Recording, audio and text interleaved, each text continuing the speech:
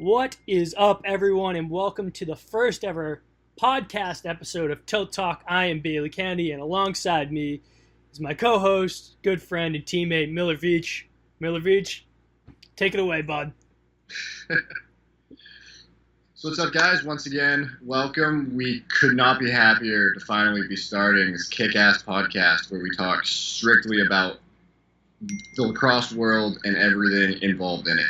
Yeah, no, I mean, as Miller's been saying, we've been working on this idea for a long time, so we're very excited to get after this. No, we're really gonna at first be focusing on Major League Lacrosse, but we're definitely gonna try and touch on college lacrosse and pretty much as much lacrosse as we can. So we're definitely very excited to actually finally start getting into this. How long have we've been planning this for a while? Maybe well over I want to say over a month, right? Yeah, it's been a month. We grinded for a while. Yeah, we were just working on ideas and stuff before we actually went through with this, but we're very excited to finally start. And so Miller, tell people a little bit about yourself so they can kind of get a vibe for me and you. All right, yeah. All right. So starting off, I am a sophomore at Massachusetts College of Art and Design. I don't even go to Emerson. But because you go to Emerson in heart. Always. Yeah. So because of their consortium with Mass Art, I am fortunately allowed to play for the team. Position-wise, pretty much every defensive position has been available for me for a while. I've run D-mid, LSM, close D. Haven't been brave enough to step in net since. Yeah, we'll keep you out of that. But so I'm from Fairhaven, Mass, right down on the South Coast.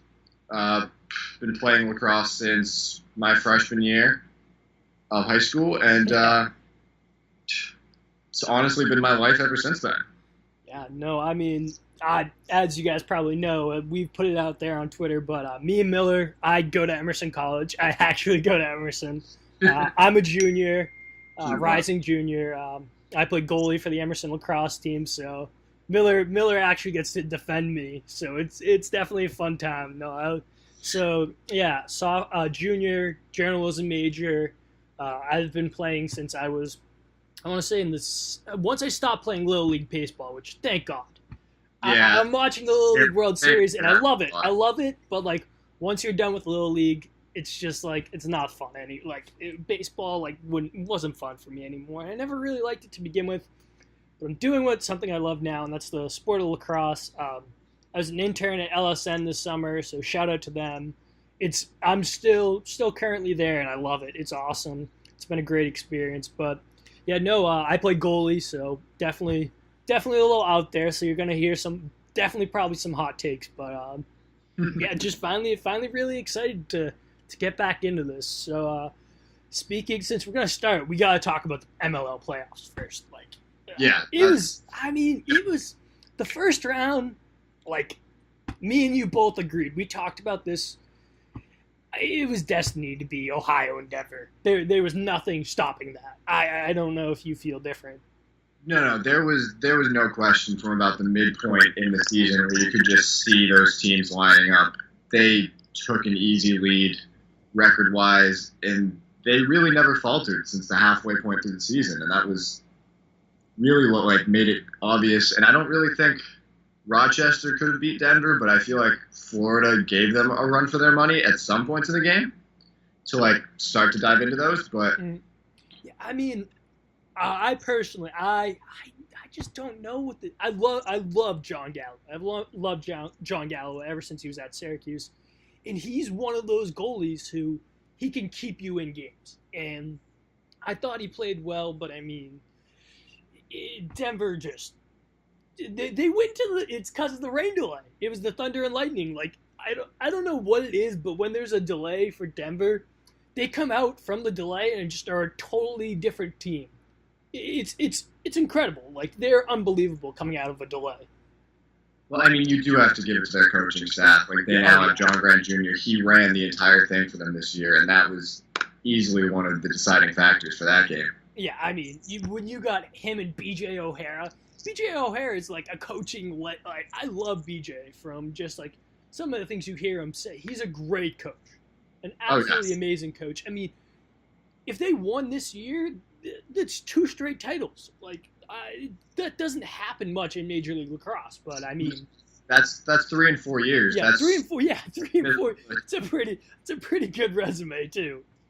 Yeah, that would begin to be the start of some more Wax Sports Second Network ads where, like, they'd be replicating the Jayhawks dynasty, essentially speaking. Absolutely, yeah.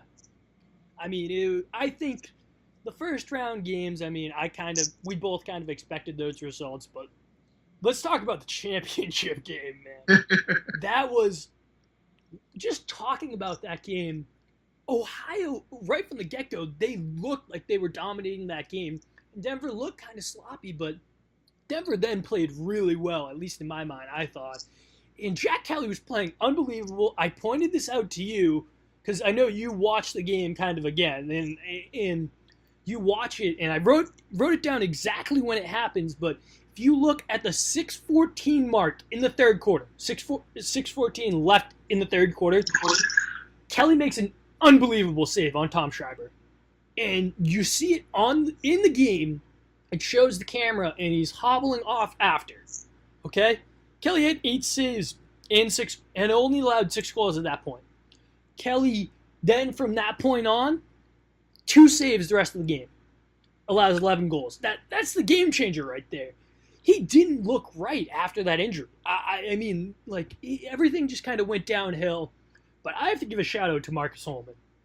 Marcus Holman had some balls taking some of the shots that he took.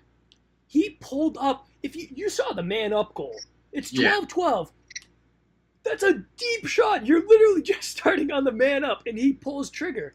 And once that one goes in the back of the net, he just said, I have so much confidence in myself now that I can hit it from anywhere. So I was blown away by his performance. I mean, he ended 4 goals, 2 assists, finished the playoffs, 6 goals, 5 assists, which usually he's just known for those goals. But like, yeah, 100%. He's not really known. He's a good passer, but when he wants to be a passer, he can be unbelievable. And I have to give it to the rookies because they handled that entire game with such maturity. Connor Cannizzaro, 4 goals, could not have called that. Yeah, even Courier. Like, shout out to Zach Courier. Zach Courier was playing unbelievable that game. Like, I thought if he continued to play well, that he was going to be the key factor. And then Romar Dennis, I think, is starting to be valued more. He's a very talented player with great dodging ability. So I think really seeing the performance that he had was a huge factor in keeping Denver in that game. And once the big thing is Paskoljian wins a faceoff. Paskoljian went 15 of 32 from the faceoff X. Like, people were expecting it not to even be close there. So I was blown away by that and his performance. I honestly didn't think it would be anywhere near 15. I was looking more at like 7 or 8, just because he hasn't had that. He hasn't been able to replicate that throughout the entire season, and then all of a sudden he has, in all fairness, a decent game. Yeah. That's a great game for him for the way his season had been going. Oh yeah, but like decent game against Tom Kelly, who had been pretty much automatic. Tom Kelly had been unbelievable all year. Yeah, he's up there with the beast. He's up there with the best of them. I mean, that's definitely something that gave the Outlaws their edge throughout most of the playoffs, through the end of the regular season. I expected total dominance from him. Could not have even imagined this sort of thing. I mean, Paskoljian, when he was winning faceoffs, he wasn't like winning them to the wings. So it's not like I felt like his wings weren't really the huge X factor. It was more of him just winning it forward and getting the ground ball. So I mean, like, that was the most impressive part. The fact that he got to 15 faceoff wins, and he wasn't winning it to his wings. He was mostly, winning it forward and going forward. So that's what I felt like was the most impressive. And then Bernlohr was Bernler was great too. I mean, he made some huge saves. I mean, you got to give a shout out to him. Yeah, I didn't even have him on my radar at the start of the season. I don't think anyone did. No, but then he's been this big story. He beat out Rogers, but I have to give my hands down. Scotty Rogers has been a fan favorite of mine for years. Yeah. Oh, he's been probably one of my, as a goalie. He's the best. He's the best. I love Scotty Rogers. I love his work ethic. I mean, you look back at everything he's been through at college, made it to the national championship for Notre Dame. Yeah. Yeah, I mean, it's just been huge. He's been so well. I mean, you look back at college. I mean, they have the heartbreaking overtime loss. He becomes a regular starter in the league. He was the All-Star Game MVP last year. Which is unheard of for a goalie. Yeah, I think I looked that up, and it's never happened before. I mean, it's incredible. And then you look at the way last year ended with Eric Law's game-winning goal with a couple seconds left. I mean, you know, that it's tough, but it was great to see someone as a backup goalie who was that supportive. Like, I look at that as the relationship those two guys had was kind of the Bledsoe-Brady relationship. Like, Bledsoe was very supportive of him, and that's how I feel like Rogers is. He's very supportive of Bernlohr. You know, Rogers is the epitome of a team player for that, because he had every single right to be pissed off, to start yelling, to just try and, like, bring him down so that Rogers could get his playtime back. But Rogers realized that coach favored him. He was putting in the work. The results were coming. And they stuck with him throughout the year, and so did Rogers. And I feel like that was the deciding factor for his amazing save percentage, performance, everything this year. Yeah, I think if Bernlohr doesn't get that support from Rogers, it's maybe a little different. But speaking of that, you know, let's touch upon the awards now. I mean, obviously, no surprise there. Josh Byrne, Rookie of the Year. Like, can you even make it? Can you try and make an argument for anyone else? Because I don't think you can.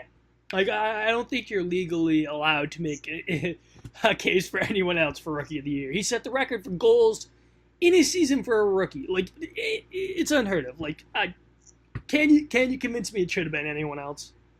Realistically, I can make arguments. I can't say that they'd be better than Josh's. I mean, it was an unbelievable rookie year, 39 goals. Yeah, incredible. With 46 points. Zach Currier's the only one that I would favor over him, because he might not have had the stats, but he was there. Yeah, I mean, Currier was very consistent. I think he had 15 goals and 17 assists. He had something in the ballpark of that. It was 11 goals, 15 assists. Yeah, so he was very solid goal scorer, but he was also a very solid passer. But I mean, you look at Josh Byrne. Josh Byrne, he came in and he became the focal point of the Jayhawks offense. And they had Miles Jones and Lyle Thompson and Matt Danowski. It just blows my mind. He was unbelievable. Yeah, I cannot give him enough praise to save my life. Like, that guy does everything and more. And I can't wait for next season, because you know he'll have more than 39. Well, the thing is, though, we'll touch upon this later, but I mean, he'll go to the NLL, which will be very interesting, but we're going to touch on that later. I mean, most improved, no surprise. It's who else but Kyle Bernlohr. Kyle Bernlohr barely played last year, and now he comes in as a stud. I mean, the only person that I think you could make an argument for is his teammate Mark Cockerton. I mean, he came out of nowhere. He had a great year, but I mean, he's a natural goal scorer. I mean, Kyler Blestry was nominated for the award too, but I mean, how can you give Blestry the award for a team that went 3-11? I mean, Blestry's a great player, but I mean, your team went 3-11. I don't think you can give him that kind of award. No, I really don't think that that's anything that. I mean, I felt like he did deserve the recognition, and I'm glad he got it. Yeah, absolutely. Yeah. I mean, and a goalie of the year was Jack Kelly. I mean, people that were nominated, I think the person that got screwed out of being nominated was Austin Kaut. Austin Kaut had 256 saves, or 55. It was something like that. I put out a tweet with how many he had. He was 11 saves away from tying an MLL record for saves in a season, and he didn't even get nominated. That's awful. Yeah, I do have to say. I mean, he also faced far more shots than most of them. That's kind of how their offense. They play defense. You know, they're willing to allow those shots because they have that much confidence in Kaut to make those saves because he just does make those plays. Like that's the best part about him. He makes those unbelievable saves. Like, yeah. So the record was 267. He had 256. Like, that's pretty remarkable. I mean, and personally, Jack Kelly, honestly, the best goalie in the league right now. I mean, I love Burnlore, but I think Jack Kelly is the best goalie in the world when healthy. I don't think he was healthy towards the end of that championship game. I mean, and then let's move on. Offensive player of the year, Eric Law. Incredible. No surprise there, honestly. Yeah, I mean, you could make the case for McCardle. I mean, 32 goals, 14 assists, 46 points. And he only played 10 games, but Eric Law just had a great year. And then defensive player of the year, Tucker Durkin. I mean, Matt McMahon or Joel White. I mean, Durkin is very well known as a great defender. I mean, it's tough. I could see it being any one of those guys, but I'm not too offended about the Durkin pick. I know some people were up in arms, but I mean, it's, you know, I love Durkin. I think he's a great lockdown defender. But I mean, I also really like Matt McMahon. Matt McMahon was incredible for the Machine this year, and then Joel White is just one of the most exciting players in the game. But if there's a player that got screwed off that list again, it's Scott Ratliff. Yeah, Ratliff had a phenomenal season again. He is just a joy to watch every single time. Oh yeah, he's the best. I mean, he definitely should have at least been nominated. I feel like for most of these awards should have 4 spots. Yeah. Oh no, I agree. That's fair. Are too much of a limited viewpoint because there's so many amazing athletes in this league. Yeah, I agree. And then Coach of the Year, you can't make a better case for anyone than Tom Mariano. The Lodge were terrible. They finished in last place the year before. They turn it around. Tom Mariano comes in, leads them to the playoffs. Like as great of a year as BJ O'Hara and Bear Davis had, they didn't take a team from the bottom and take them to the playoffs. So there's the end of that discussion. And then Tom Shriver MVP. This is where, you can make a case for anyone. I mean, Schreiber is the best player in the game. He is, by far, you put him on the field, he is the best player. Like, that's just he's the best player in the world right now. Just my personal opinion. I know Baum was nominated. Jack Kelly, I really felt like he is a huge reason in why his team wins, but I just couldn't personally see him winning MVP.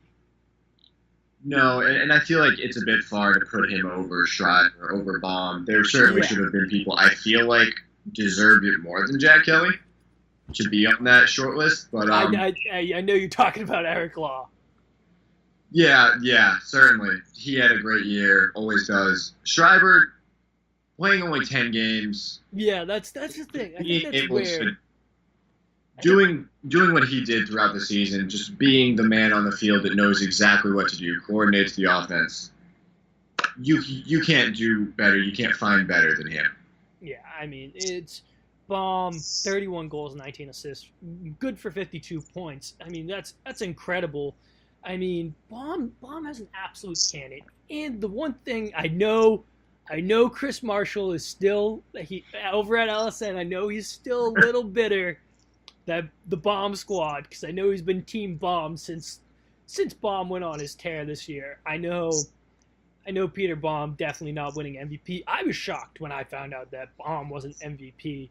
So, You know, well, that's been the story of Vaughn. He's just been the slightly underrated player that he's been, and he's working his ass off to show it, like just to show what he's worth. Because every single team, I feel like, doesn't respect him from range still.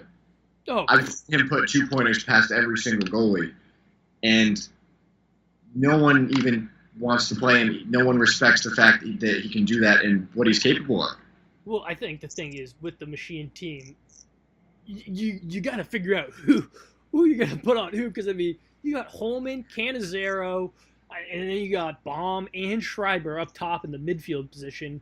And then I mean you have Cockerton too, so I mean you got to figure out who you're gonna pull. You have everyone? Yeah, you're so deep. I mean, all right, I think now we got to talk about what each team needs to do this offseason. And let's start off with a team that finished in last place, and that was the Boston Cannons. Your boys, Cannons. Yeah, hey, I love the Cannons. I think they're gonna have a very interesting offseason. They went 3-11 this year. They have the number one pick though. They have the number one pick locked up. All right. Are they going to trade it or are they going to keep it this year? It all depends. I know this is one of the things that I actually want to send a message to Joe Nardella, because if you watch that last game, he had a horrific injury, and I think he tore his ACL. It was very serious. I mean, so I want to send my prayers over to Joe Nardella and make sure he's okay, because I think his status of his health will really be a big decision on what they do.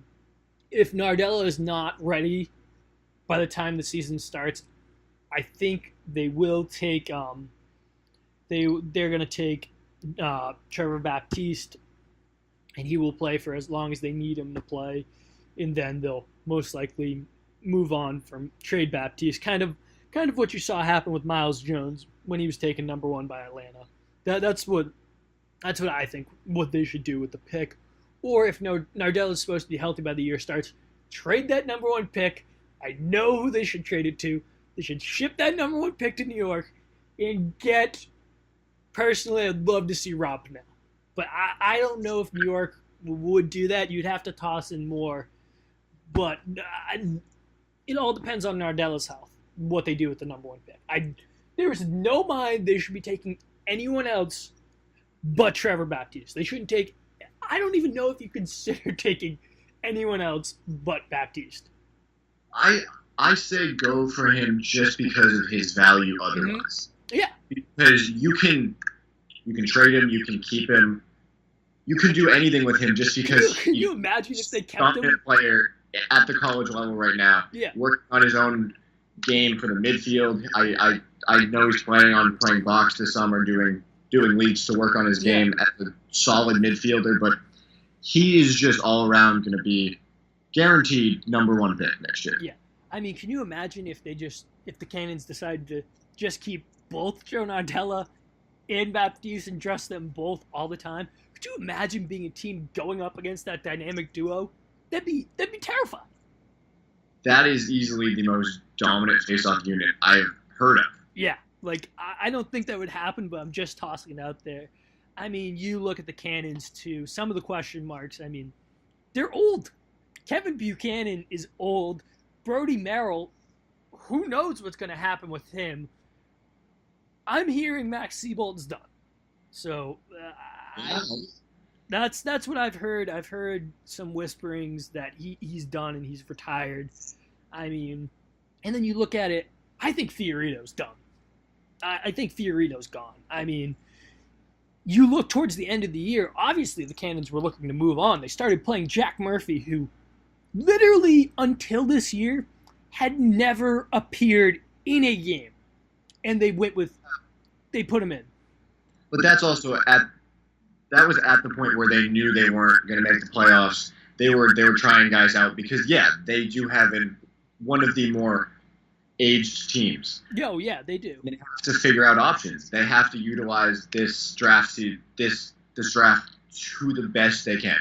Yeah, absolutely. I mean, and then they have some great young talent too. I mean, Kyler Balestri very good this year, and he was undrafted. Think about that. This time last year, Blusher was undrafted. I mean, Davey Emila is huge because I know he's one of those people who's available for player movement. Josh Hawkins from LSN, shout out to Josh. He's available for player movement. I don't know what Josh is going to do. I think he might stay in Boston, but I don't know. I think player movement gives everyone an option. I mean, I know Josh is from Amherst, so maybe it makes sense to stay, but I don't know. It's whatever. I know Josh is a competitor. He wants to win, and that will be the interesting part about player. I think this offseason with player movement will be one of the most exciting off seasons in the MLL. Yeah, and we're going to be here to cover all of that. And yeah. We won't be missing wait that. To see what's going to happen there. Yeah, it's going to be very exciting. And then, I mean, the Cannons have a great young defense. You look at Matt Landis and Brandon Mullins. Those are two great lockdown defenders. I mean, Mullins was an all-star this year, but they, classic, they lost his jersey, so he just has a regular MLL all-star jersey that says all-star on the back, so he was great this year. Matt Landis is always great. I mean, stand out for the Irish all 4 years. Yeah, he was incredible. But yeah. I was shocked when Florida traded Landis last offseason to the Cannons. I mean, I was very excited to see that trade be moved because it bolstered their defense. Brody Merrill, it'll be interesting to see what happens with him. I mean, it'll be very interesting, but I'm excited to see what they do, because what the Cannons do, I think, will be a domino effect for what everyone will do. But I want to leave you with this quote, Miller. This is a great quote. I need you to guess who this quote is from. The secret of getting ahead is getting started. All right, I have to guess this? Yeah, guess. I don't think you're going to guess this person who said this quote. Honestly, that could be anyone. I can see that on a mug by some fifth grader. Like, it's such a perfect quote, and I now see why you have it with the Cannons, but I'm just waiting to hear who it's by. Well, it's Mark Twain. And speaking of Mark Twain, this show is brought to you by Twain Clothers. Let me tell you about Twain Clothers. They were inspired by Mark Twain's unparalleled style.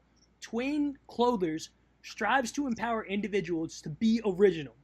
Whether it be an innovative idea or piece of attire, they believe that those who challenge the status quo will leave a lasting impact on a society, and their ambition is to provide young writers with the opportunity to publish their work and to generate unique quality clothing for a fair price.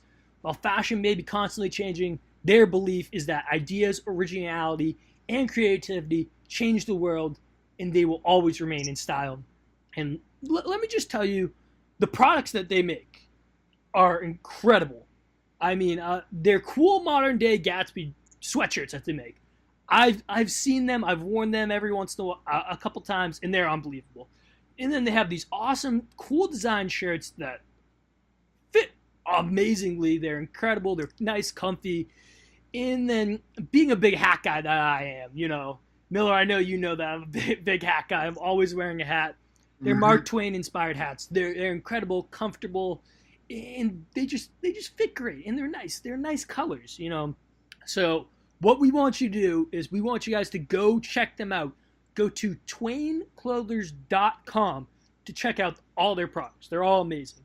And just for listening to this podcast, we're going to give you a 15% discount off all your Twain orders. Just use the word TILT at checkout. That's TILT, TILT. And that will give you 15% off your order from twainclothers.com.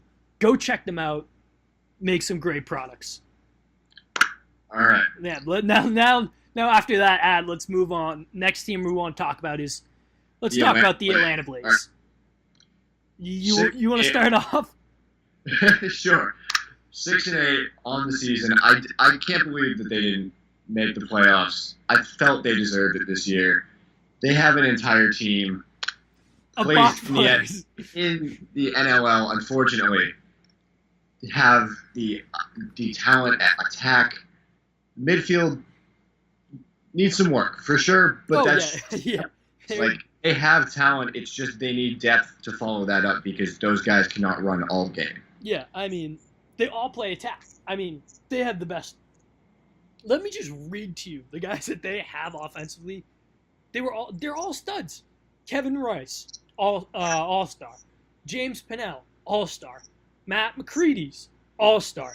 Chris Bachlet, all-star. Randy Stotts wasn't an all-star, but if he plays every game, he's all-star capability.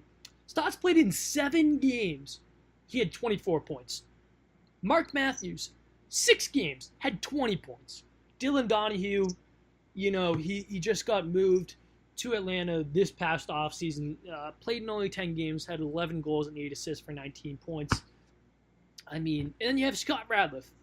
Radliff, 5 goals, 8 assists, 15 points. Hit a couple 2 bombs. I mean, then you had Jake Withers, who came in halfway through the year, gets you to 50% at the faceoff X.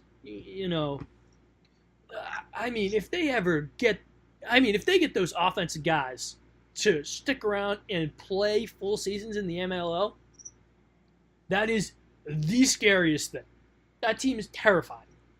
Yeah, but let's just swing that back to Mark Matthews. That man... I love Matthews. I love everything about his game. Is a magician. I just can think of him playing the Lizards. What he did, he had, I believe, 3 or 4 goals that game. Yeah. But 2 of them were just unbelievable stick kills. I remember watching those games at work at LSN, and he literally scored a goal. And I believe it was Travis Eldridge, and Travis said, "I don't know how he scored that." I think it was him, Josh, and Chris were watching, and they were like, "I don't know. I don't know how he got that shot off." Like it was incredible. Like, yeah, that was the second magician-like goal he had versus them, and that like I was doing the same thing watching it at work. I could not believe my eyes. They played the replay so many times, couldn't even figure out how he did it.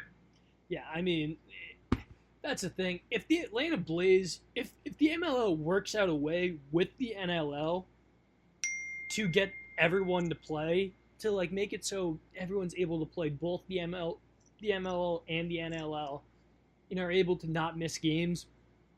The Atlanta Blaze are the most terrifying team in the league if everyone's allowed to play both and not miss a game.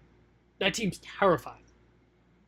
I have to stand with you on that. That's a team, second season, unbelievable roster, but just the mishap of all of them having to split time between the 2 leagues, which to this day, they still have to figure out some way to work that out.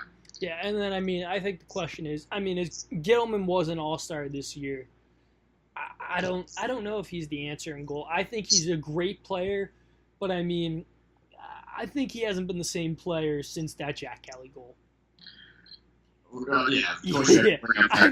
As a goalie, if that ever happened to me, I don't think I'd be the same person ever again, but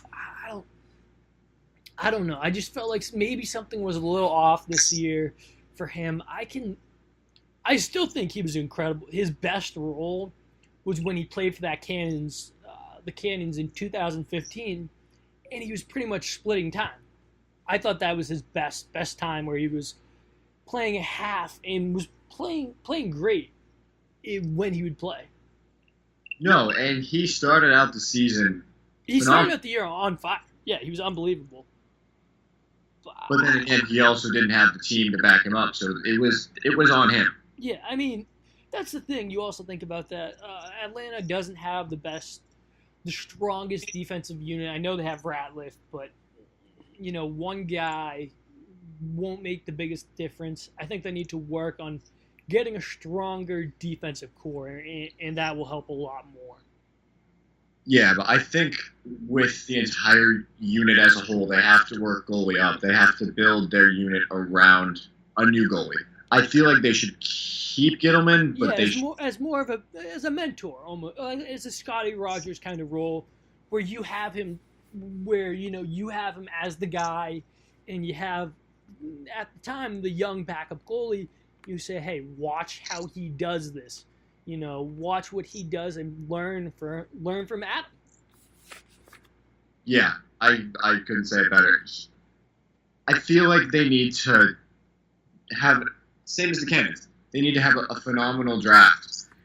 And then they have to focus on their entire defensive unit as a whole, building around a goalie and around Ratliff. Yeah. Ratliff is the offensive threat. He is a full field player. Absolutely stunning to watch him play. Yeah, he put up 15 points as an LSM. Like, that's incredible. Yeah, but they also have to respect that he can't run the full game. He needs to take his breaks. They have to have someone to back him up. I mean, does he need breaks? I mean, essentially what they started doing towards the end of the year was they just kept him on offense. Yeah. I mean, I thought that was a genius move by Coach Huntley right there. But enough with talking about the Blaze. Let's move on to the Charlotte Hounds. Hounds, they went 6-8 this year, just missing out on the playoffs. I think just like Atlanta, this team is uber talented. I mean, they have John Haas at the midfield position, 30 goals, 16 assists, 46 points. You have Ryan Brown, 34 goals, gets him the 43 points on the year. Joey Sankey, 36 points. Mike Chanachuk, another great midfielder, he put up 36. Kevin Crowley from the midfield put up 34 points. His good friend John Crowley, who was a rookie, 13 goals. He only played 8 games. But I think maybe the biggest disappointment, and I know people will freak out at me for saying this, might have been Matt Rambo. I'm with you on that. Rambo, he had 9 goals and 6 assists, 15 points. He was unbelievable all year at Maryland. I don't know if he was hurt or something, but he just didn't look the way he was.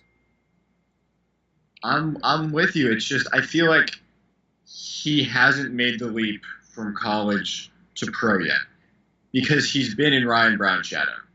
Mm-hmm. That I feel like that's the thing. Ryan Brown, he has such a fantastic unit ahead of him. He is not the first choice. I don't feel like he deserved the first choice with his performance this year. He just needs to work up, get to that absolute elite pro level, which I know he is. Yeah, I think he's capable of it. But absolutely capable. It's just a mindset matter at this point. He needs to work himself up to that. Yeah, I mean, it's tough. I mean, I think their midfield is set. I mean, Ryan Brown, I think Rambo's just got to figure out what his role kind of is. Because, I mean, you look at it, you have Joey Sankey, who's the guy at X who can both score and feed the ball. I mean, you have Ryan Brown, who's a step-down shooter who hits everything that he puts on cage as an attackman. And I think Rambo just really has to get comfortable and figure out how he should play the game in the MLL, like what his kind of style is. Yeah, I feel like Maryland this year built their team around Rambo. Mm-hmm. And now the team's no longer built around him, and he's just trying to find a place to settle, and he wasn't able to do that this season. Yeah, I mean, I thought he has potential, though. I mean, granted, he only played in 6 games, but I just expected more from him. I mean, Brendan Fowler had a great year for them at the X. I mean, nothing more you can expect from him. But they need to figure out their goalie situation. Their goalie situation is horrific. I mean, you got to look at that, and it's Pierce Bassett, I mean, who played at Johns Hopkins. And, I mean, he was good, but I was never really blown away by him from his time at Hopkins. And then Charlie Cipriano. I mean, Cipriano, 48.8% this year. Miller, is that good? It's not good. It's not good. Not the goalie, man. I mean... Yeah, I mean, it's definitely not good. Not where you want to be at as a major league goalie. You need to step up your game. They need to find someone new. either find someone new or commit to one of their goalies and put the work in with them. They have to step up as their own person, and they have to be able to work full time. Like, they split time with their goalies, and I feel like that was their mistake. They really did. I mean, I'm looking at the stats now. They barely played Bassett. Bassett appeared in 3 games. 3 games, saved 60% of the shots he faced, but they still went back to Cipriano. I mean, I was confused by that move. I think Bassett did. I'm looking at it right now, trying to figure out. I believe Bassett started 1 game, and then he played 3 quarters in another game, and he played a half in another game.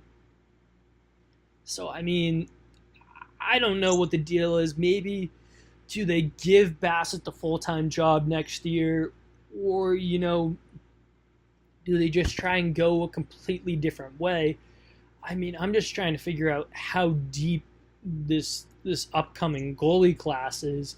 I don't think it's very deep, but, I mean, you look at it, and I think what you really have to do is they have to think about what do they do with, I believe they got the 3rd pick. What do they do with that 3rd pick? Because, I mean, after you pick, of course, Baptiste number 1, it's Connor Fields is number 2, and then it's Connor Fields. It's either Fields, Guterding, Ben Reeves, or Connor Kelly. I think those are the next guys, and I think you really have to then consider what do we need. And I mean, I'm just taking a glance to see what we got here from goalies. And I don't really see anyone that impressive in this goalie class, I guess. I mean, no one's standing out, but I mean, yeah. Honestly, I feel like this entire season, like, just drums down to this draft. Every single team needs this draft in one form or the other. I mean, I think the teams that didn't qualify for the playoffs need this draft. I think most of the teams that qualified for the playoffs, outside of maybe Rochester, I don't think they really need this draft. I think Florida, they could use this draft, but not really. I mean, Denver doesn't need this draft. Denver could trade every pick, and they would be back in the playoffs. And probably back in the title game. And I think the same goes with Ohio, because I think they're such a tight-knit group that group will stick together. Mm-hmm. So, all right, let's move on to the Bayhawks. Chesapeake Bayhawks finished at 7-7, just on the outs of the playoffs. I mean, talk about talent with this group. I mean, Josh Byrne was incredible. I don't have anything else to say. Josh Byrne was absolutely incredible. I mean, Miles Jones, great. Well, expected from him. He had a great season. He is just an absolute tank, and I feel like they need to start utilizing that just a hair more. And then, I mean, you look at who else the Bayhawks got. Jake Vaccaro was a pretty underrated rookie that they got, too. I mean, Vaccaro put up 27 points, only played 9 games. He was solid.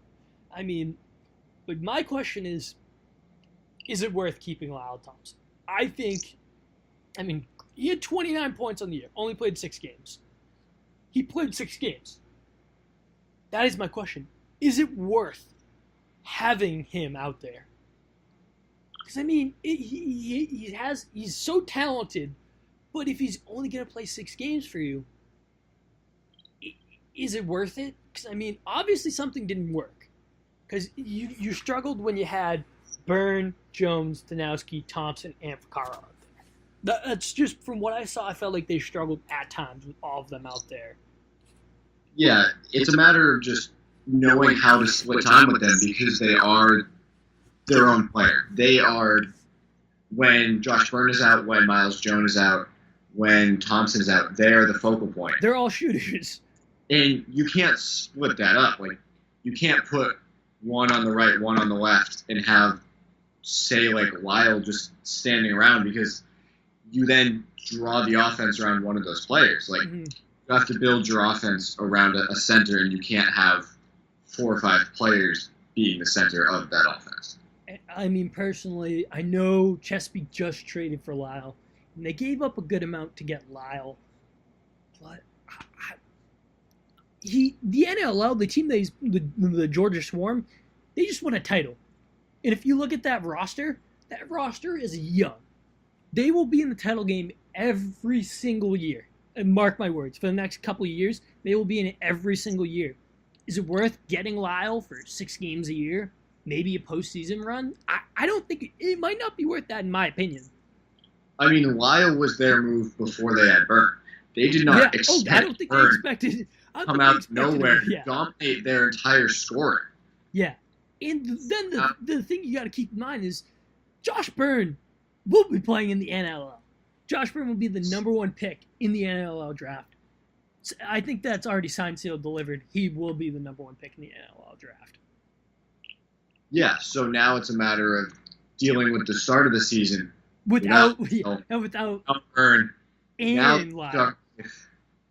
Jones, Matt Danowski, and then Danowski will usually misses time because he's a coach at Duke, and he can't leave at Duke. So I mean, then your lineup is dropped at Miles Jones and Jake Vaccaro and Matt Abbott.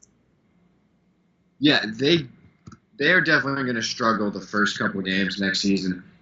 And this funneling back down to the draft again. And that will be their make or break. Like, if they come out of the gates and they struggle, they will not have a good year. And then, I mean, I think we've talked about this so much. Another situation where their goalies weren't very good. I mean, Nico Amato, he went 5-3 on the year, but he stopped 47.8% of his shots. Brian Phipps, 43.3%. Combined, they were under 50%. That is not very good. Not very good. If combined with your goalies, you're under 50%. And then, they got to figure out something there. I don't think those guys are the answer. I think they got to... I think every team, except for the ones that made the playoffs, are struggling defense to goalie. Yeah. I mean, you look at their defense, they allowed the second most goals in the league. I mean, that's not very good. I mean, the one thing that I want to take a look at is I was trying to figure out, Jesse Bernhardt is on the team. And you know where Jesse Bernhardt is from?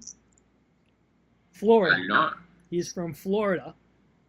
And I believe he is eligible for player movement. I'm just looking at my list for people who I think are eligible for player movement. Because it's hard to find out certain details about their contracts, but I'm going to work on that. And I believe he is eligible for player movement. Hot take? He is, yeah. Hot take? Jesse Bernhardt goes home and goes to Florida. That is a hot take. He grew up there. I know his younger brother, Jake Bernhardt, is at Maryland. I know that's where all of them have gone. Wouldn't you like to go home, play with an up-and-coming team where you're a solid defensive player on a team that struggles a little bit defensively? I mean, that makes sense. But a team that now has so much young Florida talent. now is a standing team. Yeah, they're a playoff team. They're a title team. Like, that's how good they are. I will easily back that up. They are a title-worthy team next season.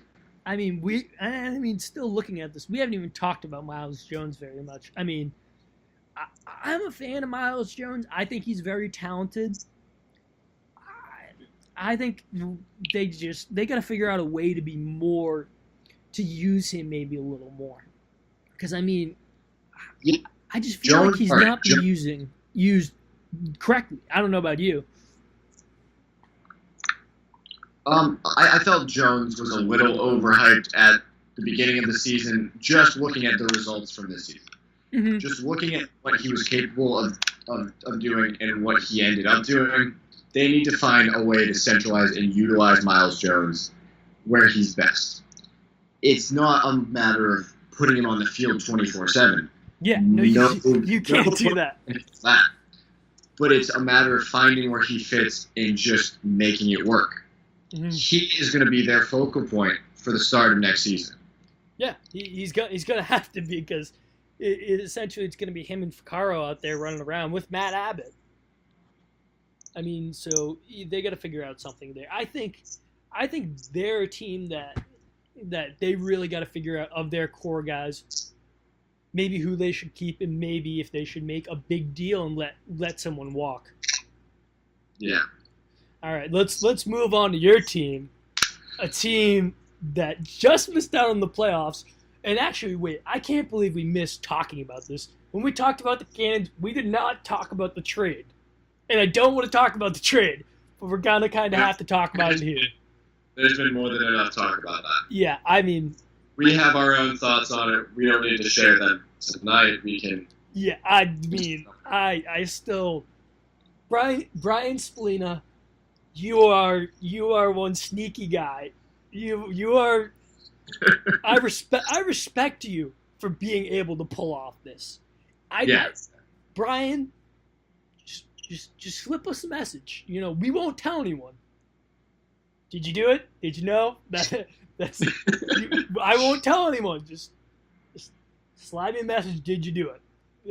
No. That'll cause trouble. I will not tell the league. I will keep it to myself. I will not report it to anyone. I just need to know. Because if you did, props to you, Brian. Because I respect it if you did. But let's get into the actual talk now.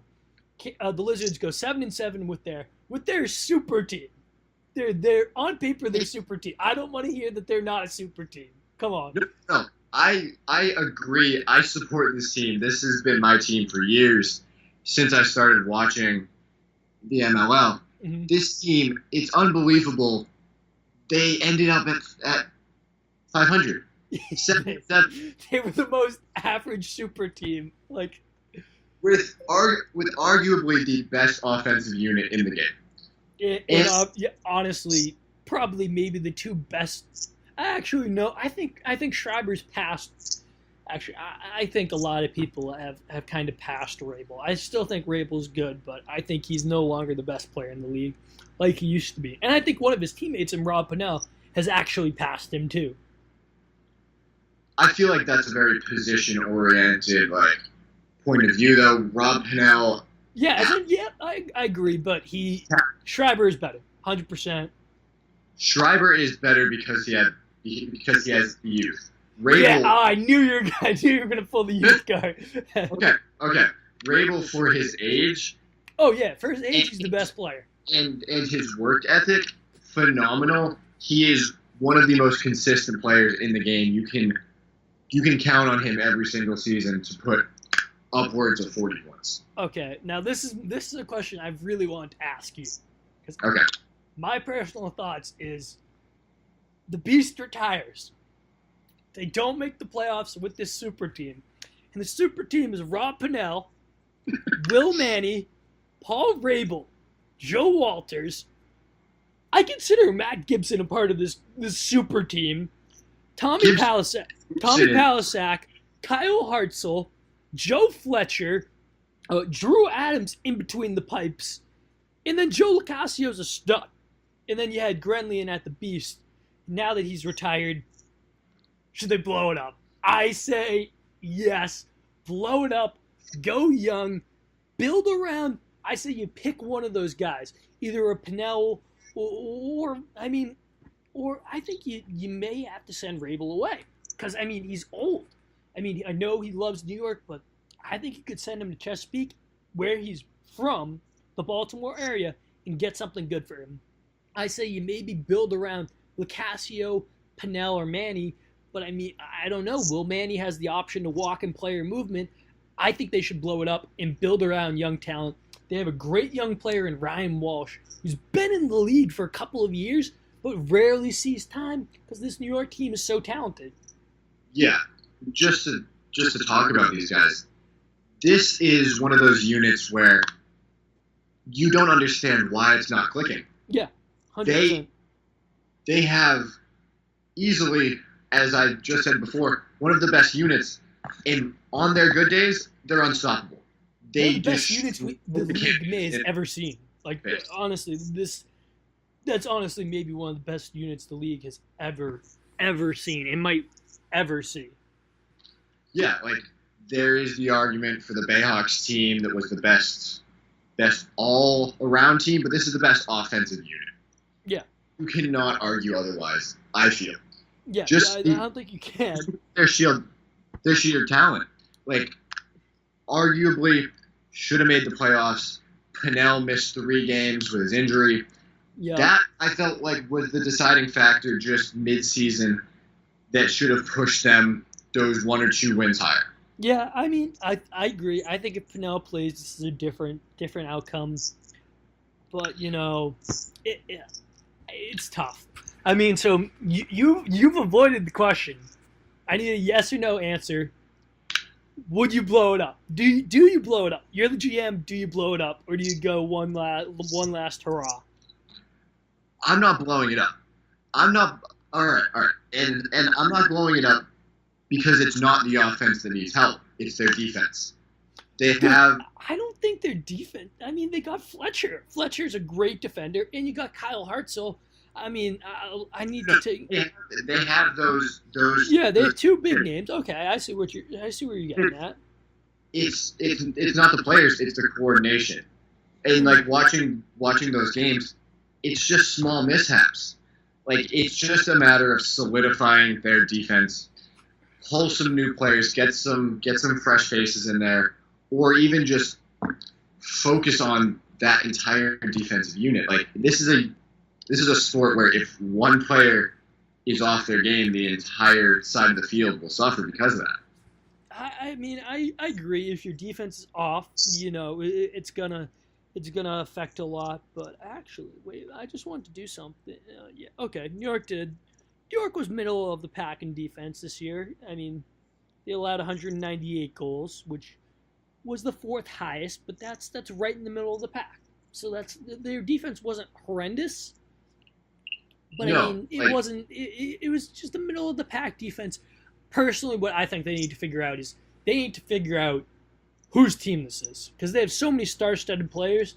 You just don't know. In the crunch time, who do you give the ball to? Do you give it to Rabel? Do you give it to Walters? Do you give it to Pinnell? Do you give it to Manny? I mean, Joe Locascio hit a huge shot for them. I mean, who do you go to? And I think that's their biggest question mark. In not having Grenlian, huge factor. Again, we keep saying it. This draft will be key for them. They need a new face-off man. Yeah, and with Baptiste gone, like look, if we're saying hypothetically, I think the Lizards need to trade for the number 1 pick, and I think Boston with the number 1 pick, they're gonna ask a lot, and I think they're gonna go after Pinnell for the number 1 pick. They have every single right to not to even. Yeah, no, they could. The Lizards could call them, and the Cannons could say, "No, we're not even going to take this call." Oh, and they have every single right to. No, they yeah, don't. They have every right. Up to New York. Yeah. I hate to bring it up, but that trade has screwed up relations for years to come. But yeah, I agree. I don't feel like it needs to be Pinnell. I can, and I hate myself for saying this. I can see Rabel going back. No, Rabel, from what I kind of know, Rabel leaving Boston was not on very good terms. Rabel did not leave Boston on very good terms. He essentially forced his way out. Okay, see, you have the insights on that. I don't. Yeah, but see, just from what I've heard, Rabel didn't want to be in Boston anymore, and I think it's just the same group wouldn't want to bring a player out there who doesn't want to be there. I think a player like Rob Pinnell being in the city of Boston. I mean, I know he's in New York, but technically they play in Long Island. He's not really in the city, but I mean.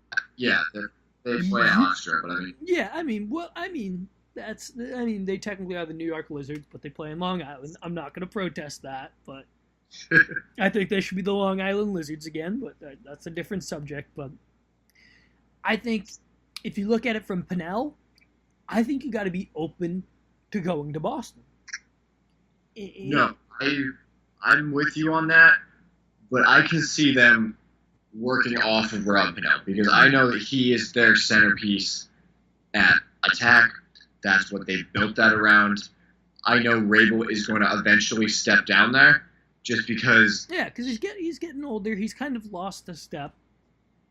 He played a few games down there right after the USA tryouts. And he looked good. He did look really good when he did. He is that man that evolved from that dodge and shoot. Mm-hmm. He is still great at that. He showed that off against Boston. Yeah. I felt like that was one of his better games just because that's where he is naturally the most athletic and comfortable. Just because he can still dodge, he can still shoot. You have a problem with how much he shoots. I know that. Oh yeah, I have a huge problem with how much he shoots the ball. I mean, he takes enough amount of shots for two players. I mean, personally. But then you also have to respect the fact that they purposely give him the ball for that reason. Yeah, I think teams allow him to shoot.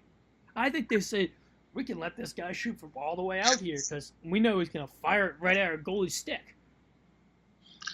True. But I mean... See, you're even agreeing with me.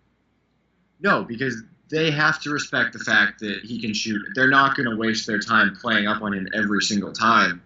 And yes, he's not the most accurate shooter in the league. But it's still the fact that he's not the most accurate shooter in the league. No.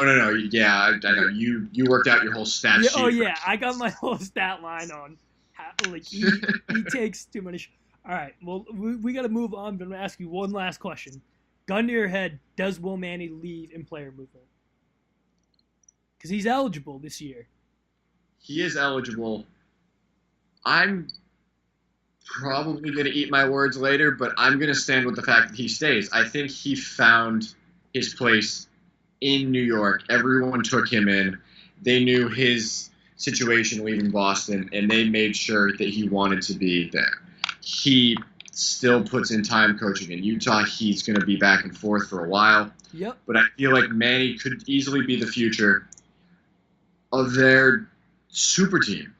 As soon as some of these faces start to retire, start to look at other options, I feel like if Manny is willing to stay around, sign a new contract, he could be one of the all-stars of this team that's already star-studded. Okay. Gun to my head, I'm kind of siding with you, but I don't know. I know some people have mentioned that, oh, wouldn't it be awesome if Will Manny came back to Boston? Zero chance of that happening. No. There's no way. I just want to shut that rumor down. Absolutely zero way. The places that I could see him going, if he doesn't go to New York, I mean, his family's from New York. He's from New York. He went to St. Anthony's High School in New York. I know a couple people that have gone to St. Anthony's, so I can see him staying in New York. Hot take. You know who one of his good buddies is that's out on the Utah coaching staff? No, don't do it. The Ohio Machine. I don't think he would go there because I don't know how they could fit him into that rotation. But another hot take, maybe he goes to the Atlanta Blaze, joins another one of his members, a part of his coaching staff, and Adam Gittleman. Those are my two possible destinations if he doesn't go back to New York. Let's move on. I think. Can I get your reaction, maybe? Just as a last second, throwing that in. Yeah. Blaze would be the only place I could see him going. Because he could play all 14 games and really be one of those key guys, and maybe they move a package of Matthews and Stotts or something for a good player defensively, for a team that knows that they're going to make the playoffs and is like, hey, look, you guys don't have to worry about the regular season. Just focus on being here for the playoffs. I'm more just, I do like that Blaze option, but I'm sticking with him staying because listening to him talk about it with the halftime stuff, he's very happy with the fact that his family. Yeah, his family's able to come to every game. at such ease. Yeah. Yeah, I agree. It's a big thing for him. Plus, he's a very low-key guy. He's a very modest man. Oh no, I agree. He's very modest. He is not going to move the half a season after he got traded to Boston and spark up more controversy. I feel like he will let this cool off for a season, see how he feels as a full member of the Zards, and just take it all in for one season. He has the time to do that. He will be in this league for the foreseeable future. Yeah. All right. Let's move on. We're now in the playoff picture. The 4 teams that made the playoffs. Let's talk about the team that was the 4 seed. That was the Rochester Rattlers. They go 8-6. I mean, they have a deep. Surprisingly, they have some great players. I mean, not really surprisingly, but I think there are questions that most of them are eligible for player movement. For sure, yeah. And I think every single one of the players on the Rochester Rattlers that are available for player movement will enter. Because I think there's so much uncertainty around the organization. Because there's been rumors that they're moving to Dallas. Maybe they'll be part of a new expansion team. Or they'll move somewhere else. Who knows what the deal is with that? You know, there are rumblings about certain areas. I really want to see them move out west. I want the exposure out in the west. We need to get a team back in California. We need to get a team I would west. love Texas if there was a team in California. They have been milking that market with the All-Star games, with the championships. They've been pushing for that market, and I think it's ready. Yes, I agree. I think they got to go. But definitely looking at that, if that happens, there is a lot of other things that could happen. I mean, I think it's going to be very interesting.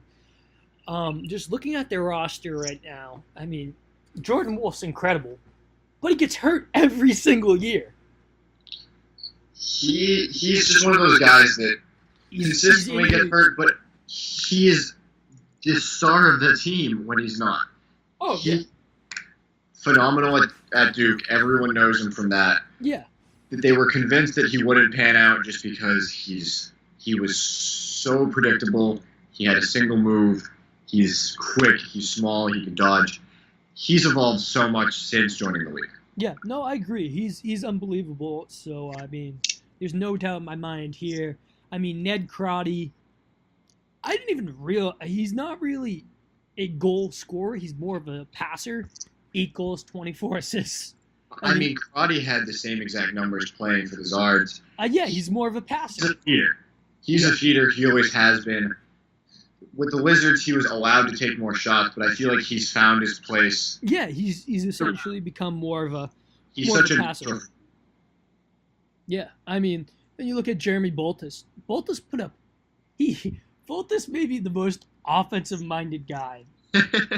He had 20 goals for 20 points. He literally didn't. He had no assists. He's not a big passing guy, more of a big goal scorer guy. But I mean, not to give it to him, watching some of the games, it was just a matter of some knockdown passes, some. Oh yeah, no, he's always in the right place at the right time. Yeah. I mean, but he went for the assist. He just never found one. Yeah, I mean, you look at this Rochester team. I mean, they're not really the biggest assisters. You know, I mean, no, you look at it. Low numbers. They kind of rely on Crotty. Yeah, what they kind of do is they kind of all like to play ice. Like they like to play ticket themselves back, lacrosse. You know, Wolf had 15 assists. Crotty had 24. Ty Thompson had 4. McIntosh had 3. McNamara had 4. Ryan McNamara, who's a rookie, had 4. John Rannigan had 4. I mean, Kyle Denhoff had 3. So they're not really getting many assists from those guys. No, but I mean, I feel like Ryan McNamara for sure, fresh out of Marquette. I feel he'll find his place. I can see him stepping up as that goal scorer and feeder. Yeah. I definitely want to see that happen for him.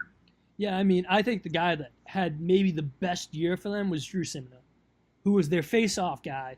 He won 50, essentially 57%, 4 goals, 2 assists, 6 points, and he's a D. I want to say he's a D3 guy or a D2 guy. very, very small school guy. It's great to see those kind of stories where those kind of guys that you expect not to succeed in the league make it in the league. And, it's exciting to see players like him. And, of course, you go to Point Streak, they do not list his college.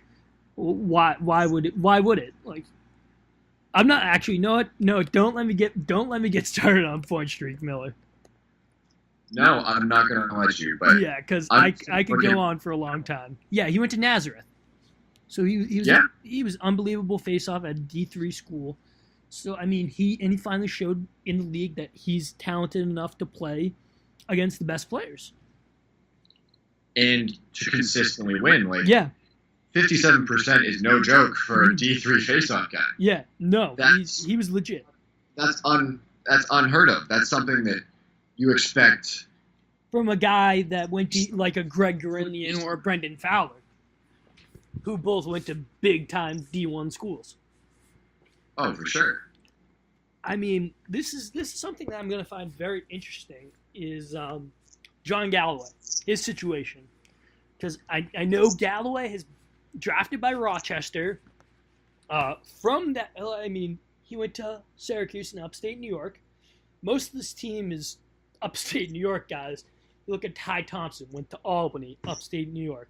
You look at McIntosh, not really. I mean, Joel White, Syracuse, was a teammate with Galloway. I mean, a bunch of these guys are like from upstate New York. And I think with that move possibly happening, I think that opens a huge door for all those guys to leave. I think this time last year with John Galloway becoming the head coach at Jacksonville, I think last year was his best time to leave Rochester and go to Florida. I think now Florida, would you take him if you're Florida? Do you give up on Austin Kaut and bring in John Galloway? I don't think that's an option anymore. I feel like Tom Mariano, he's built this team. He knows this team. I don't think he wants to bring in an already pronounced player to rival a young Austin Kaut. Yeah. Kaut proved himself this season, and I feel like he's not going to give that away. He isn't going to just diss him that way by throwing it to Galloway. Yeah, I mean, now the question is, if they move, I think that really puts some question marks maybe where Galloway goes. Because, I mean, if it's somewhere close to Florida, maybe he sticks around and it's fine, But if it's somewhere maybe out west, maybe he stays too.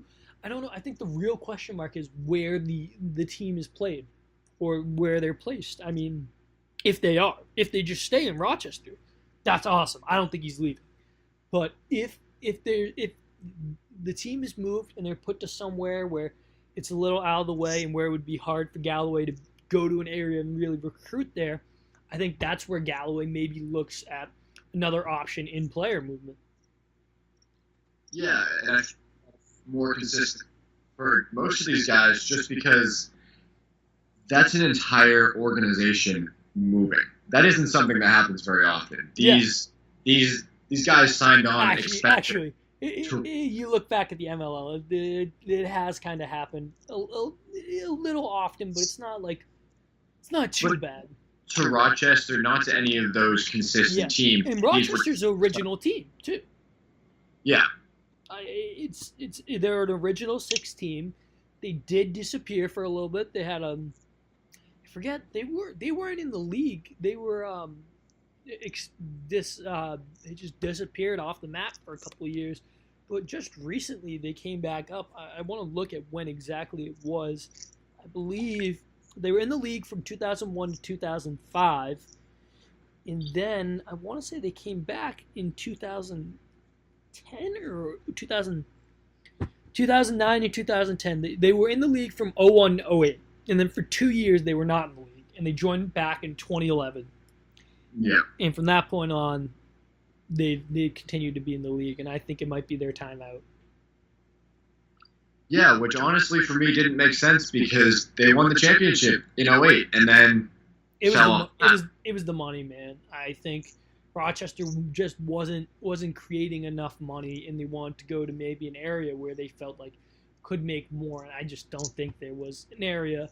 And that's the thing, the complaints used to be, oh, they have such low attendance, like they don't turn out a lot of people. They get some decent crowds now. If you look at the numbers, they were getting a decent amount of people. I want to say they they had a decent I think they had, what did they average? They averaged, oh, well, actually, no, I take that back. That was not the highest. That was actually the third lowest. They actually averaged 2,000. So yeah, I think it could be over for them. Yeah, but just thinking about it, out in like Rochester, sure, it'll be a great fan base, but like you can't drive the revenue, you can't get the tourism. Yeah, because that's so out of the way. Yeah, I agree 100%. But no, I don't think there's anything much more we can say about Rochester until we find out what their destiny is. Yeah, that's going to be sitting in the air for a while. Yeah, I would rather have a decision made sooner rather than later. Let's move on to another team that made the postseason in the Florida launch. They go 8-6, and this is the best young team in the league. Yeah, this was the dark horse that made the playoffs. Easily could have made the title. Yeah. Say they had a far better seed pick because Ohio was not going to let them surpass this year. I think Florida, I think the Ohio machine honestly wanted to play Florida. They didn't want to play Rochester because Rochester was a hot team with a hot goalie. And Denver just got a lightning storm, got a storm that delayed the game, and I think that's what screwed Rochester. Yeah, because we even mentioned it earlier. Yeah. Because Denver just has apparently the best halftime locker room. They have the best delayed record ever. If there's ever a rain delay, you do not, or a storm delay, a lightning delay, you almost want to say, please do not let this happen against Denver, because then they just come out and dominate teams. But let's keep that. Hope that it's still long enough that they don't end up playing. Yeah, that's what you gotta hope for. Now let's move on to let's continue actually talking about the launch. All right. Kieran McArdle, unbelievable. For a reason, honestly, top 10 player in the league. Yeah, and I feel like people really don't respect him as much and don't really think about him that much. He's incredible. He scores a lot. He's a natural goal scorer. I'm trying to pull up his stats because I know he's up there in the MLL with goals scored in his career. Right now, Kieran McArdle is at 150 goals scored in his career. And he has not been in the league very long. I want to say 3 or 4 years he's been in the league. But I'm gonna double check that right now. Yeah. 'Cause, I think it's only been 2014 he came in. So this is so he's been in the league 4 years and he's got 150 goals. It's pretty good. Yeah. I feel like you have to blame his underrated just appearance because of the launch. I agree. He stood by this team. I feel like he was one of those players that could easily have drawn the attention of the Outlaws, of New York, of Ohio. He also went to a small school. He went to St. John's University. Yeah, he's obviously proved himself over the last 3 years. Yeah. Last year, I definitely saw him moving. I'm surprised he stayed. I definitely could have seen someone luring up, seeing the year that he had and being like, hold. But I think right away when he set the record for goals in the year as a rookie, I think Florida realized they had something special. Yeah, he is a franchise player. He'll stick around for a while. And then then you look at it, his partner in crime is going to be Dylan Malloy. Malloy was awesome this year. Yeah, couldn't have asked for a better season. Yeah, I thought Malloy was excellent. He only played in 8 games too. McArdle only played in 10 games. If you're the launch, I know McArdle plays in both the NLL and the MLL. You gotta hope that whole season out of 10 games. I mean, you gotta hope that every year you kind of get a shorter season. You hope McCardle's season in the NLL gets shorter and shorter every year. You gotta hope that they're getting first round bounced. But I mean, at least now you got Malloy, someone that actually he might be in the NLL too, because I know he's put his name into the NLL draft too. Yeah, see a team turning him down. Yeah, I could see a team taking him, and I think it'll be up to Malloy to decide. I mean, you look at Chaz Woodson. Chaz Woodson came out of absolutely nowhere. I thought he was retired from the league. Chaz Woodson was an old school player. I know he was very OG, and the fact that he really came out of nowhere and really took the first couple games by storm in the league. Yeah, that's something that I didn't see happening. It's someone that I thought would be on the shorter end of the roster, wouldn't see much time. Yeah, you want to know, in 2013, he played in 11 games for the Ohio Machine, and he had 6 goals. In 2014, he played in 3 games and had 3 assists. He was listed on the launch roster in 2015, did not play.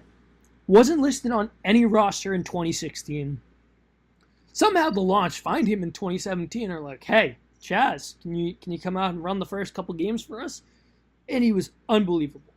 So shout out to Woodson for coming out of nowhere and just proving that he can still ball. I mean, look at it. He's 35 years old. He was born in 1982, August 9th of 1982. He's 35. And he balled out this year. Yeah, and I can see that as his reason to stick around 2 or 3 more seasons. I feel like he's someone who has just a desire to play the game, and I don't think he'll be going anywhere. I don't think he's going to quit on himself. I feel like he's just going to keep putting in everything he has, and I really do hope that he keeps having, hopefully, an equivalent season to what he just put in this year. Yeah, I mean, and then another guy that they have is an area that I think they need to maybe build around is their midfield. I mean, you have Connor Busick, who is unbelievable shooter, has the fastest shot in the league. If you watch the MLL documentary on LSN, you see that he has the fastest shot in the league. And I believe he's legit. Yeah, Busick is an absolute stud. Just, he's got an absolute cannon. He's not afraid to pull trig from deep, you know. He's unbelievable. I mean, a little more help at the midfield line would be nice. I feel like depth is definitely their weak point, especially midfield. Leaning more towards defensive end too, but yeah, I mean, I think the big question is, I believe Durkin is also up for player movement this year. Just gonna double check, but I don't think yes, he is. I think with the year that they just had, I think he's staying there. I love Alec Tullett too, who is a part of their squad, who played at Brown and was a great transition player too. So I can see those 2 guys being key. I mean, you have Austin Kaut. I think really working on getting that next defenseman locked down would be huge for this team. Yeah, I can't see Durkin going anywhere. And if he does, it's not going to be on his own free will. It'll be Mariano trading him for an incredible package because he just won player of the year. He isn't going to just sacrifice that for his own self. He is a team player. He was a stud for Team USA every single time that he's been fortunate to play for them. It's just something that he's here for the long haul. He's here for the launch. He stood by them in some of their worst seasons. So yeah, in their worst seasons. All right. I mean, Florida launch. Do they win it all next year?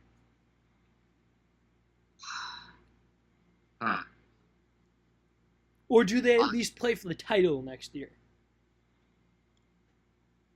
Based on the squad they have right now and based on how every team stands, yes. I tend to agree with you, but I also could see it being a rematch. And speaking of rematch, let's move on to the Denver Outlaws. So Denver Outlaws go 9-5. They had the lead in the title game, and then it just fell apart. Yeah. I mean, there's not much you can say about this team. I mean, I think they'll be back in the title game next year. But I mean, you equated their loss of the lead down to that exact moment that Jack Kelly got hurt. Yeah, no. So you can't fix that on the entire team. They just need depth. I feel like every team needs depth.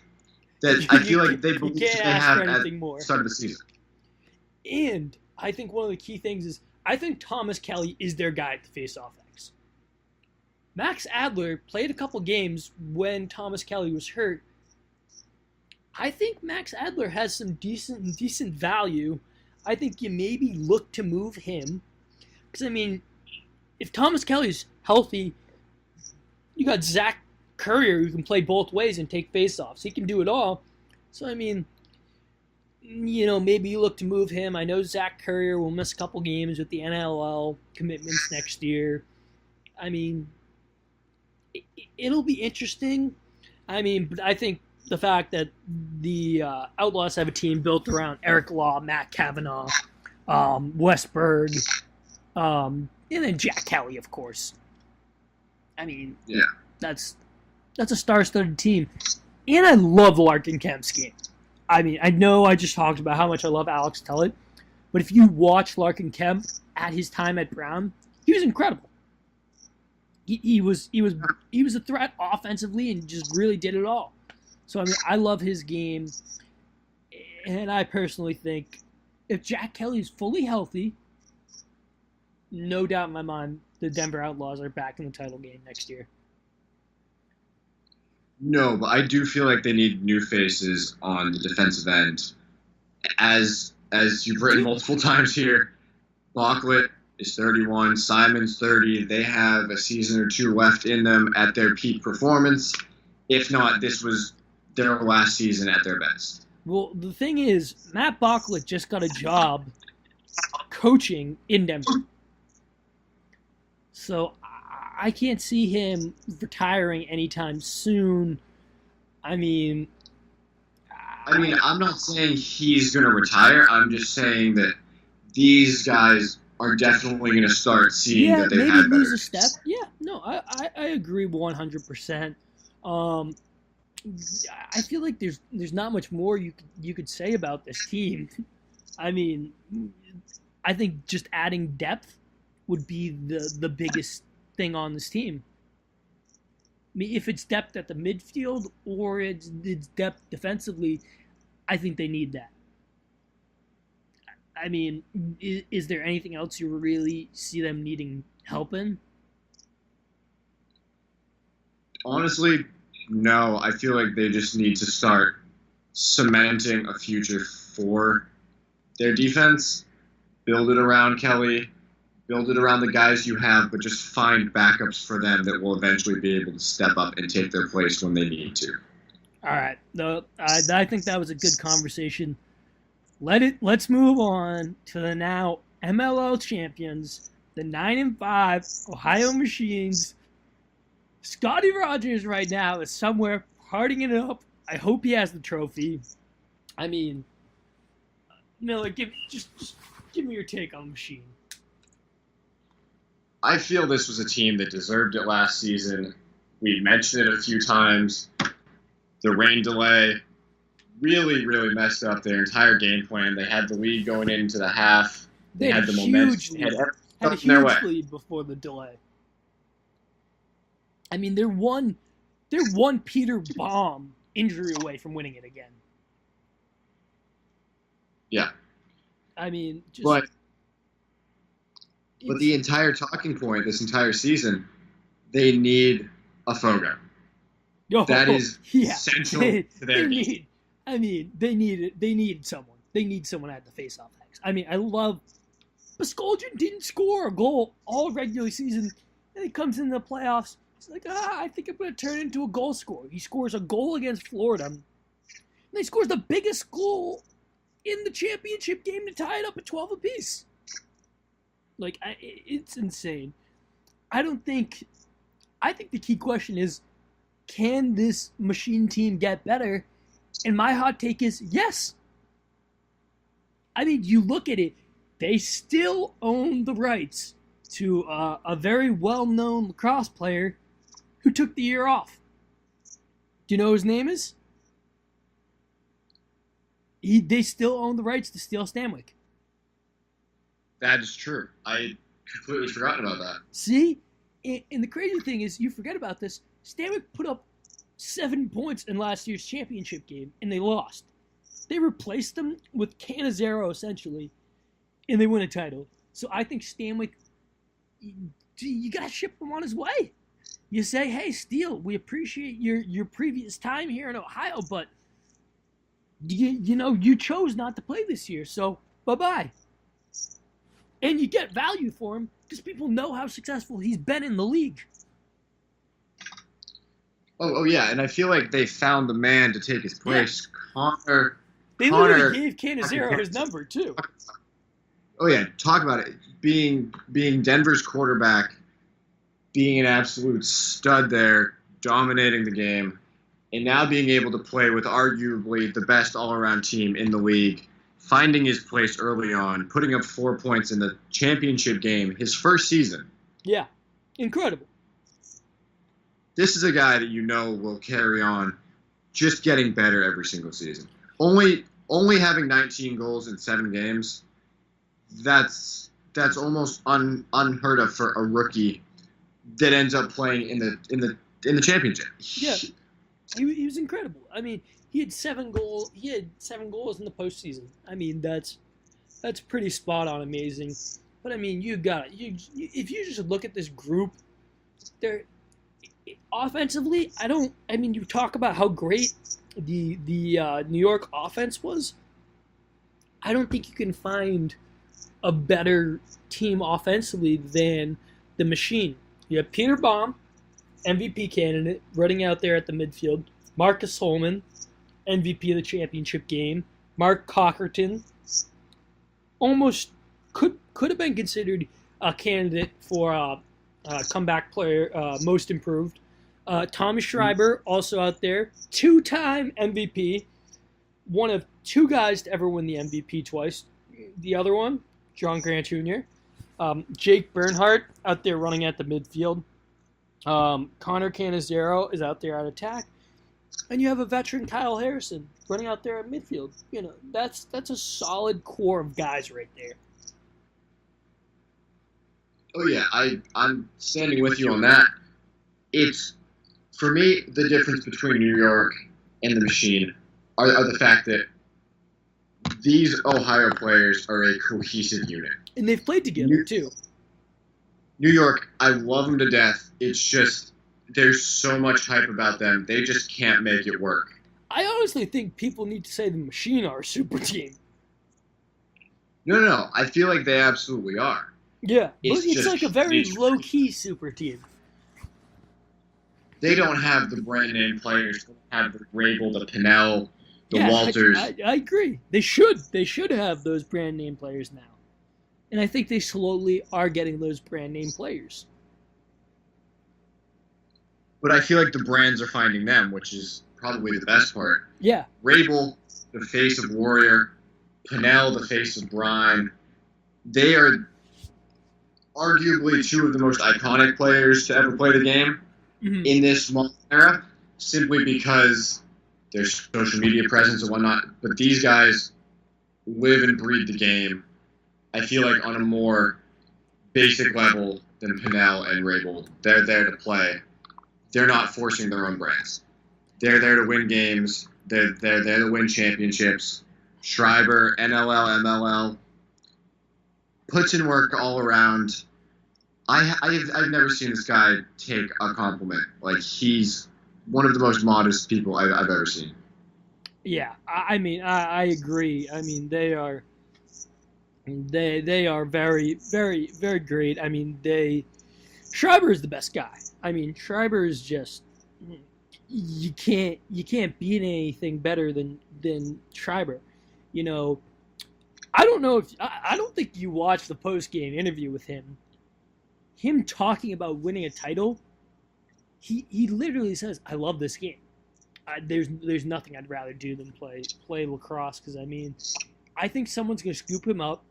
He's gonna become the face of a brand, and that brand is gonna take off because you can market it around.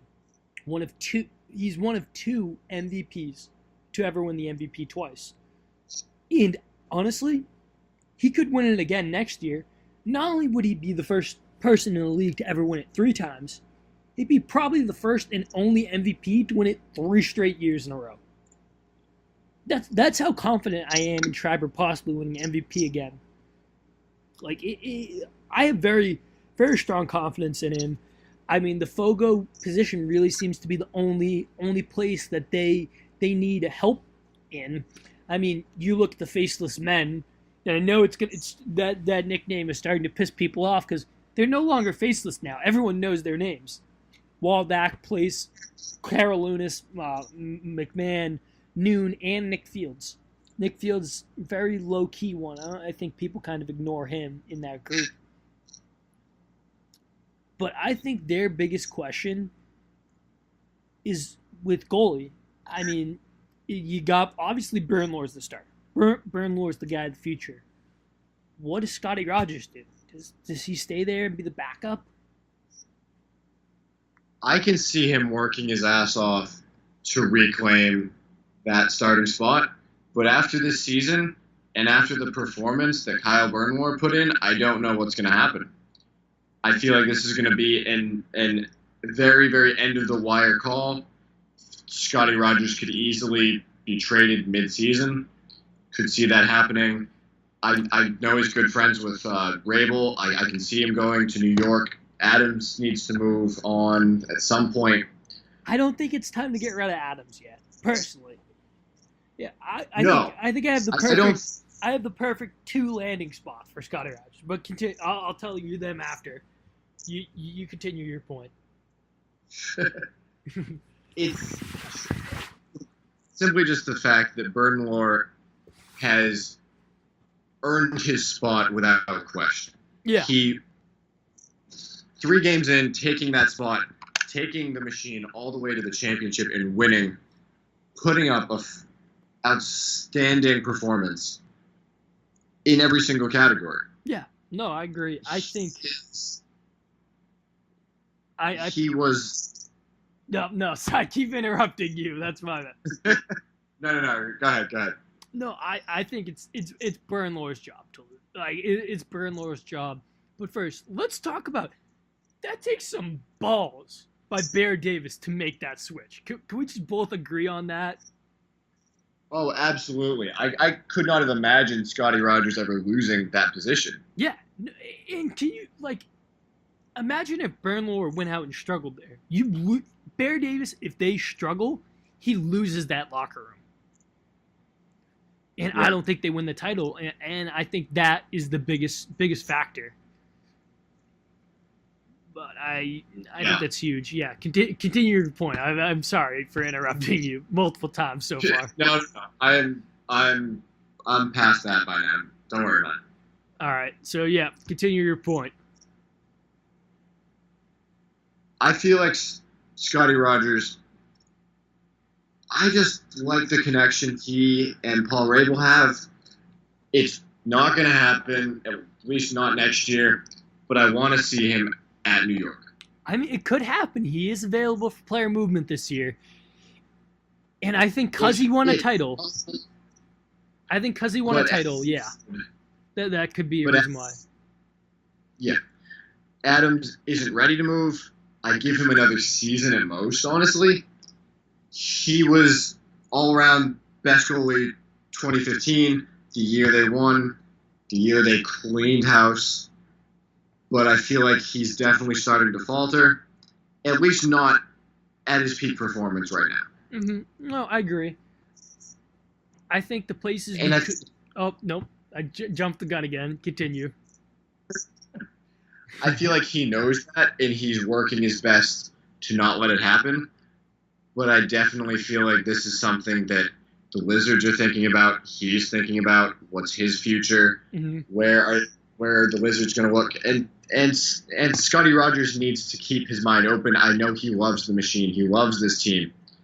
And I know he's going to be willing to work for that starting spot. But if he doesn't get it, he deserves to be a starting goalie somewhere. He has the skill. He's such a team player. He needs to be somewhere where he's the heart of the team. And he can still be the heart of the locker room for the machine, but he needs to be able to make those calls on the field. He needs to be able to pump up the defense, pump up the entire team mid-game. He's not someone that I want to see sitting on the sideline. Okay, now let me give you my take on where I think he could go. I got 2 spots where he could go, and he could be the starter right away. And those spots are Boston. I would love to see him in a Cannons uniform, which is something you could see doing.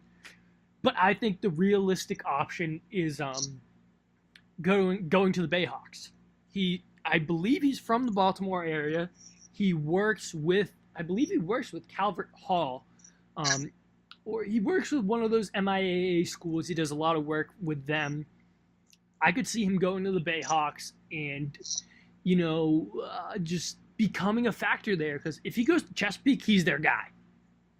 Personally, their goalies struggle, but you look at Amato too. They have a young Nico Amato, but he struggled at times this year too. So those are the 2 spots that I could really see the bigger going to. Honestly, thinking about it now, those 2 spots, they do make sense, yeah. Personal opinion, besides the Wizards, I want to see him with the Blaze. Thinking about it now. That's what I was thinking too as I was speaking. I don't know. But I could also see him if there's an expansion team. Scotty Rogers? Hey Scott, you wanna come play for us? I feel like that would be ideal for him because he would become the instant face of the team. Yeah, no, he would. He'd become it all. He's a modest man by any single right, but I mean, like, he definitely wants the recognition for what he's put into this sport. Oh yeah, no, I agree 100%. I mean, I think this is going to be the best offseason we've ever seen. I don't know what's going to happen, but it's going to be crazy. So I just want to congratulate the Ohio Machine on winning the MLL title. An incredible game. They really came out and showed a lot of heart and just played amazing.